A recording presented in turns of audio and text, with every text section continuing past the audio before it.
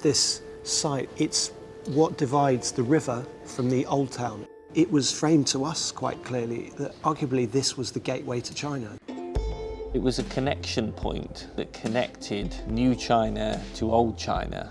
So we were drawing from the old and drawing from the new and fusing those together into a development which then hung together as one thing, so that when you go into the Bund Financial Centre, you know you're in it.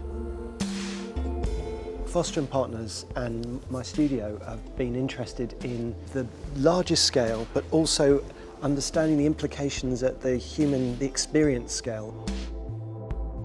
We were just thinking, how do we do something that feels like it comes out of some established cultural base, and the material of the stone that's millions of years old, hand carved, it felt that it gave a sophistication that was unexpected juxtaposition of materials, both the most modern and the most old, traditional and historic.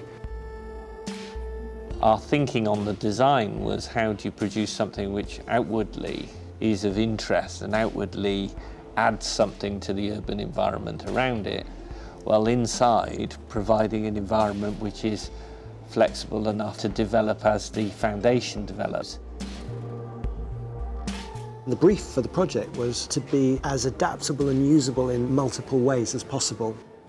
There's largely office towers, then there's retail space, and then there's subterranean, more major space with shops and other kinds of functions all stitched together. But then in the heart of the development, there was also a cultural building called the Fosun Foundation.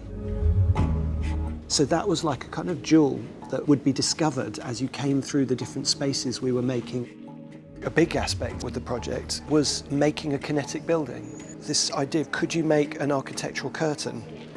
And if you could, then you could have a curtain that you could open up to the square or close down and open up to the river. They can overlap and create extraordinary optical effects. You can do things in China which you couldn't do elsewhere. So it was possible to go out and find people who would make you a bespoke track to carry this sort of curtain, and it was possible to look at how materials are bent and folded and how we could achieve the aesthetic effects we were trying to achieve.